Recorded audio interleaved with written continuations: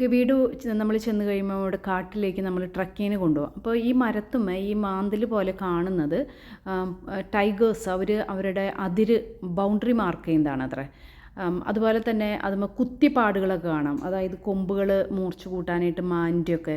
അപ്പോൾ ഇതിൻ്റെ മരത്തിന് ചോലക്കാലി എന്ന് പറയാനായിട്ടുള്ളൊരു കാരണം, ഇത് കുത്തി കഴിഞ്ഞ് കഴിയുമ്പോൾ അതുമ്മ ഈ കളറിലുള്ള ബ്ലഡ് കളറിലുള്ള ഒരു ഇതാണ് വരുന്നത്. അപ്പോൾ അതുകൊണ്ടാണ് അതിനങ്ങനെ പേര് വന്നിരിക്കുന്നത്. പിന്നെ വേറെ നമ്മൾ കണ്ടതെന്ന് പറഞ്ഞാൽ ഇത് കറുകപ്പട്ടയുടെ ഒരു മരമാണ്.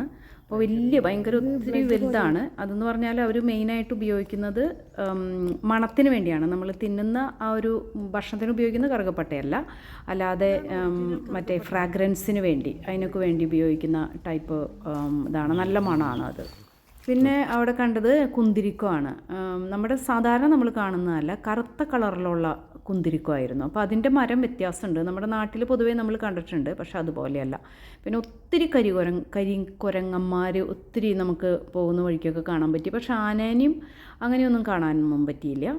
പിന്നെ കുറേ കാട്ടുകോഴികൾ പോകുന്ന വഴിക്കൊക്കെ ഇതുപോലെ കൂട് കണ്ടായിരുന്നു. അപ്പോൾ ഞങ്ങൾ വിചാരിച്ചു ഇത് കിളിക്കൂടാണെന്ന്. പക്ഷേ ഇത് കിളിയുടെ കൂടല്ല, ഇത് ഉറുമ്പിൻ്റെ കൂടാണ്. പറക്കുന്ന ടൈപ്പ് ഉറുമ്പാണ് അത്രേ.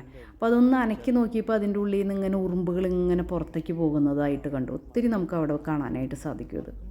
പിന്നെ കാടിൻ്റെ ഉള്ളിലേക്ക് പോകുമ്പോൾ നമുക്ക് ഒത്തിരി നല്ല ഭംഗിയുള്ള, ഈ സമയം ആ ഒരു സീസൺ ആയതുകൊണ്ടായിരിക്കാം, ഞങ്ങളൊരു ജാനുവരിയൊക്കെ ആയപ്പോഴാണ് നമ്മളവിടെ പോയത്.